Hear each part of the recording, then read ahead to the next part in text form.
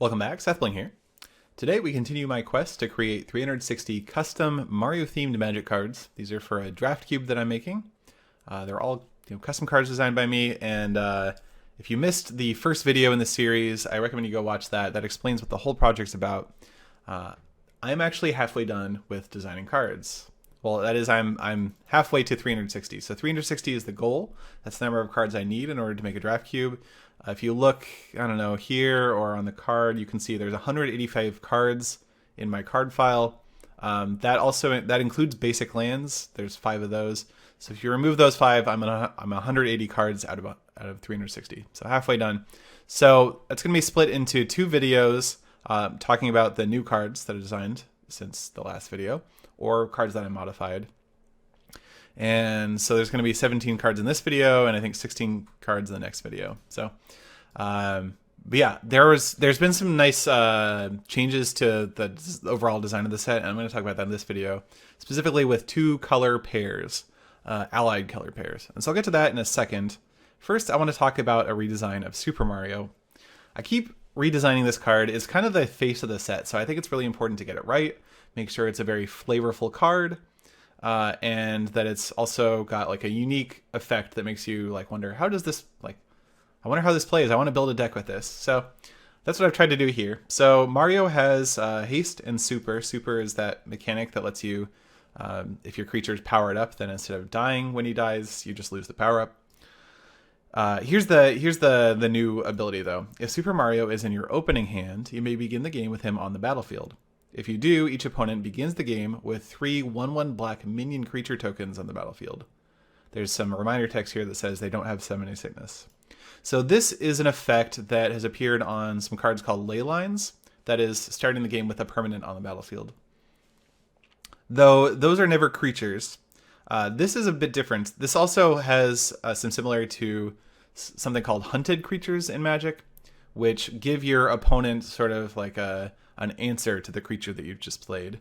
And it's a way to make a cheap creature that's powerful, but also gives your opponent some stuff. And so that's exactly what this does. So basically, if you get this in your opening hand, you get to have a 3/3, and your opponent gets 3 1/1s.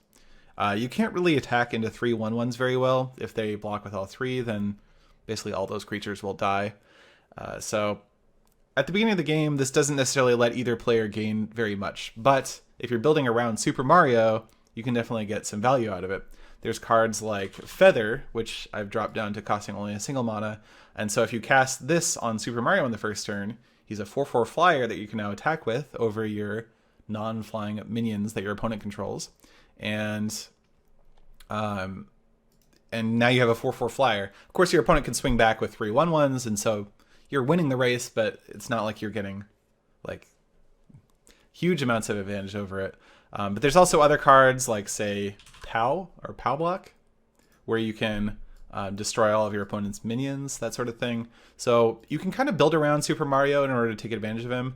But just as is, having a 3/3 and your opponent having 3 1/1s isn't that crazy of an advantage. But yeah, like I said, it's kind of a build around card, and I definitely want to try drafting this card and building around it and seeing how powerful I can make it. And it's just a really unique effect that Wizards of the Coast has never really done, and I don't know, this effect might be too strong if it was being printed into constructed formats.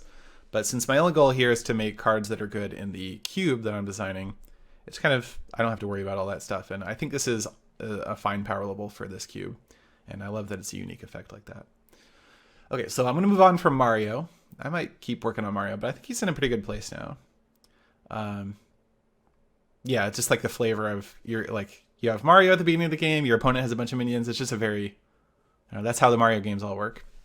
But moving on, let's talk about the allied color pairs. So in the world of Magic the Gathering, there are 5 allied color pairs. There's red-green, there's green-white, there's white-blue, there's blue-black, and there's black-red.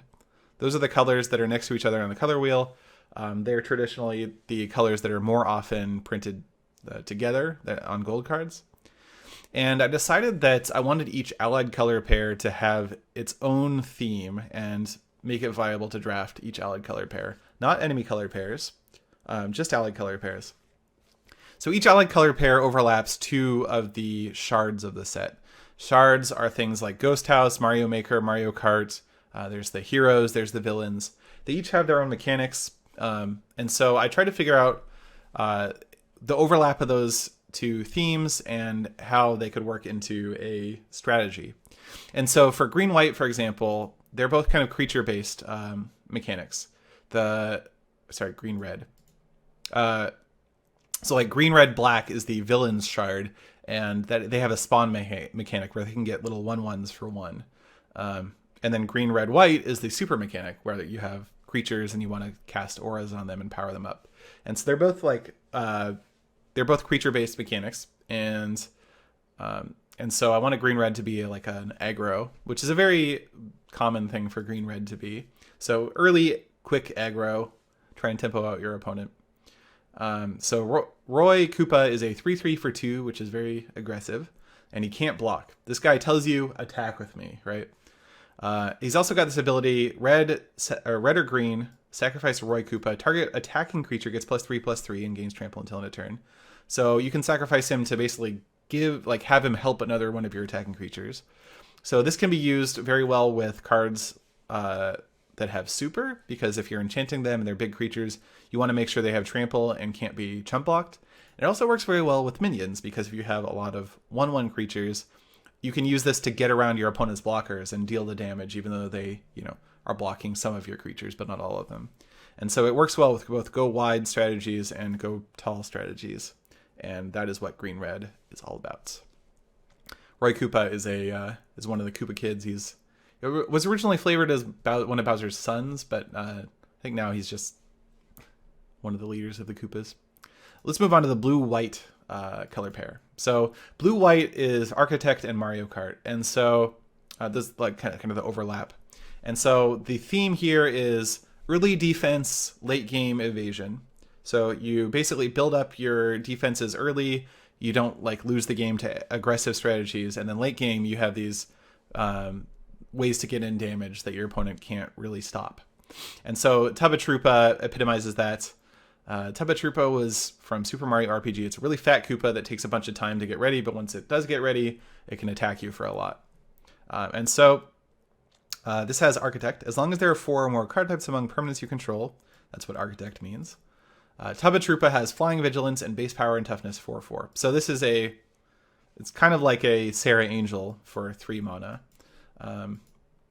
If you have Architect. Otherwise, it's just a 1/4, which is a nice defensive body. Prevents your opponents from getting in too much damage early game until you can build up Architect. So that's what blue-white's all about. Black-blue is the overlap between Mario Kart and Ghost House.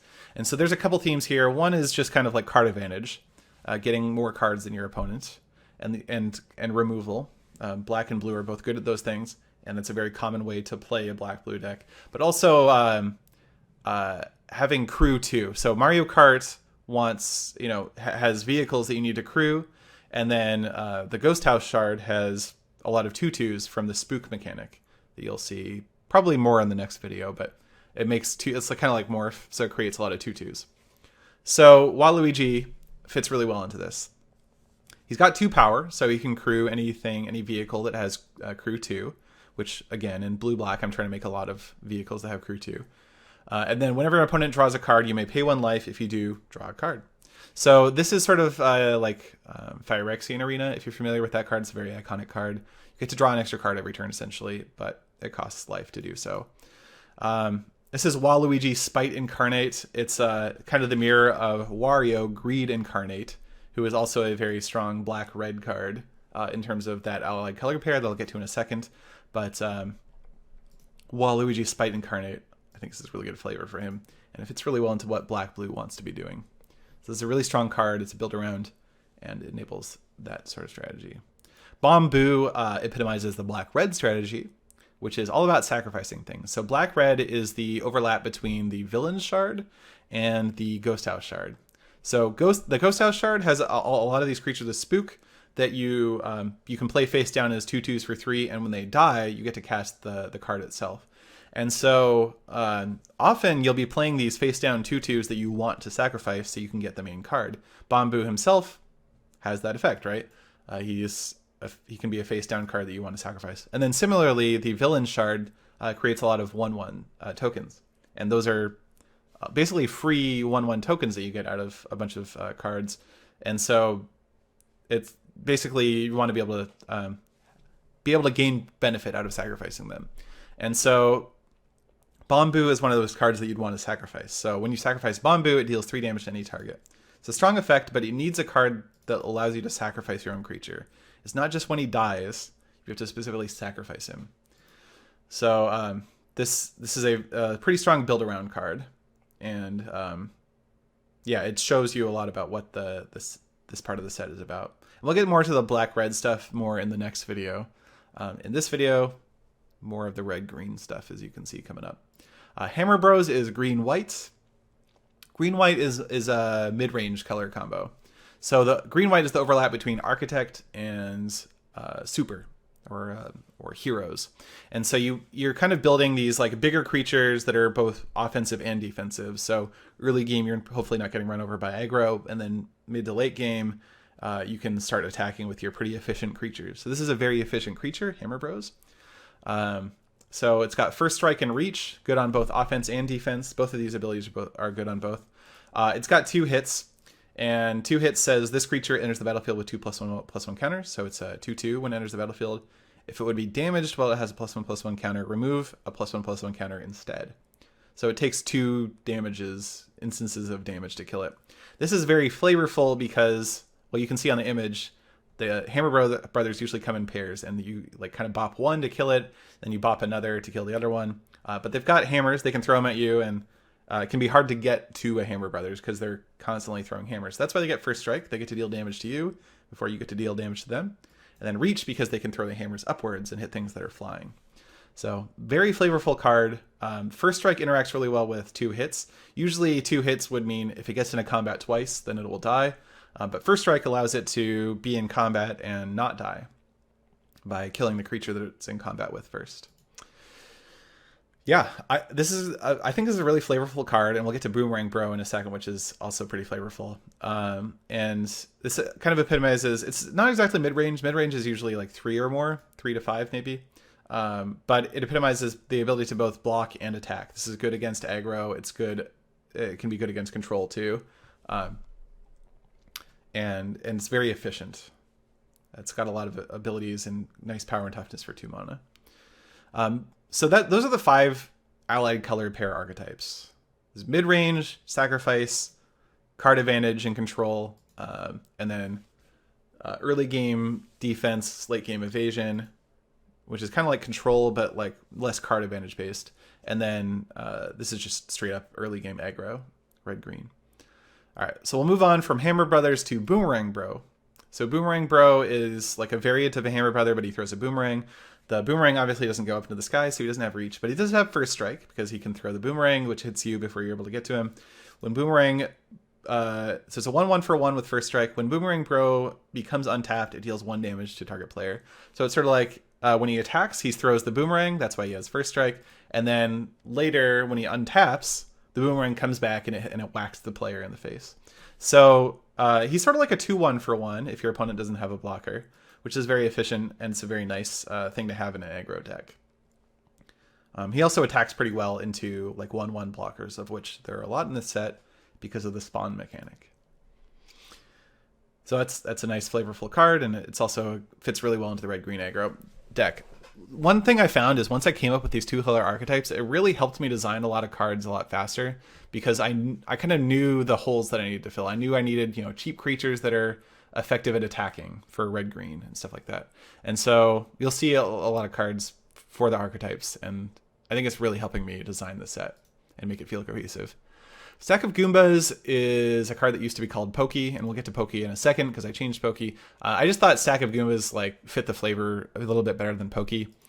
So I also changed the stats just a little bit, but it's just got X hits for green and X. You get X Goombas. That's it. You have to jump on each Goomba individually, and it's a really, I don't know, this is a really flavorful card, I think. And it's a really simple card too.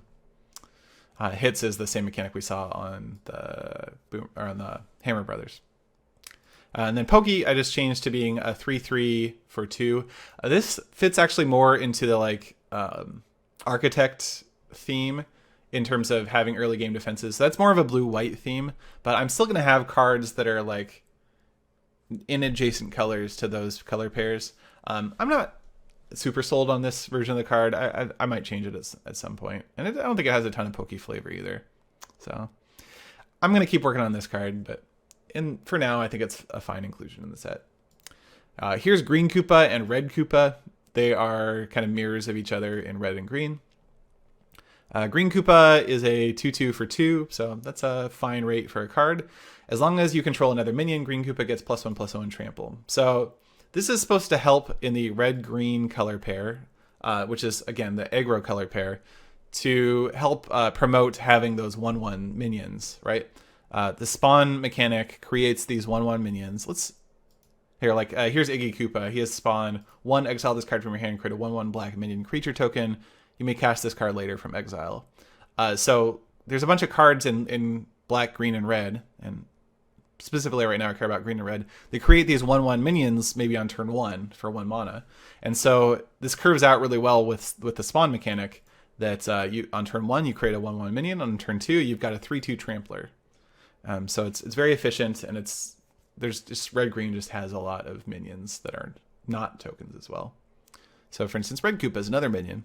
So it's their mirror image, 2/2 for 2. As long as you control another minion, Red Koopa gets +1/+0 and has haste. This is even better to curve into on turn 2. So turn 1 you spawn, make a 1/1 token, minion token, and then turn 2 you can be attacking with both the token and a 3/2 haste. Pretty sweet in aggro. Yeah, and they also pair well with each other, which is nice. Princess Daisy, another red-green aggro card.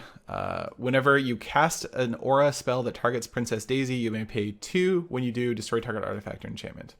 I want to have a lot of incidental artifact and enchantment removal in the set because there's a lot of really relevant artifacts and enchantments in the set. There's vehicles, there's a bunch of things that enable architect. So I want to have things that you want in your deck anyway that will let you remove artifacts and enchantments. So I think it's a really strong card. It's also got Super, which is that hero mechanic that protects the creature if it's got power-ups. So you really want to cast aura spells on Princess Daisy and get some card advantage out of her. And if you do, you protect her for future turns. All right, moving on to Iggy Koopa. I found this art for Iggy Koopa. This represents the fight of the first boss in Super Mario World. So Iggy Koopa, you fight on this platform that tilts both ways. It tilts left, tilts right. In the world of Mario, a thing that you stand on that tilts is a tapped land. And so lands enter the battlefield tapped. It's a little bit punny, but it also fits really well into that red-green aggro theme I've been talking about. You want your opponent to be slowed down in responding to your cards, and this does that. You play this on, maybe if you're going first, you play this on turn 3 and your opponent's third land drop is going to be tapped and they don't maybe have access to their 3 mana answer that they really need to slow you down. So this is a very nice tempo creating card. It's also got spawn, so it lets you curve out. So, on turn 1 you play, you use the spawn ability, make a 1/1.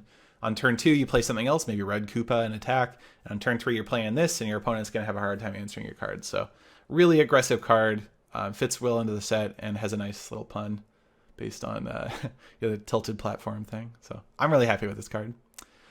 Troubling Season is a play on an old Magic card called Doubling Season, which basically just doubles any tokens or counters that you get. Doubling Season costs a lot of mana and doesn't cost any mana to actually double your tokens. I didn't feel like that fit very well into my set because the spawn mechanic is something that you are usually playing very early on, right? It costs 1 mana, so it works really well on turn 1 of the game. And so instead, I kind of flipped it. So it's a cheap card to play, but it costs you extra mana to use. So at the beginning of each end step, you may pay X, where X is the number of minion tokens that enter the battlefield under your control this turn. So if you used a spawn mechanic one time, you had 1 minion enter the battlefield, so you'd have to pay 1. If you do, create X 1/1 black minion creature tokens. So basically the way this kind of works on curve is turn 1, you play this, turn 2, you spawn, and at your end step, you pay your second mana and you get a second token. In later turns, you could be maybe spawning twice and paying 2 to get another 2 tokens. So Yeah, you're basically getting a ton of value out of your spawn cards, and there's other cards that create minion tokens, and you can get extra value out of those too. This is not necessarily a card for red-green aggro or green-white mid-range or anything. This is more of a card for the spawn, like if you have a spawn dedicated deck. But yeah, I like the doubling season play on words here. And some nice art too. Hero's Calling is a card that I think is important for the set. It's a type of card that's important for the set. There's a lot of cards in this, or a lot of archetypes in this set that kind of need multiple things, right? Super needs creatures with super and auras. If you have just auras but no creatures with super, your deck doesn't really do much.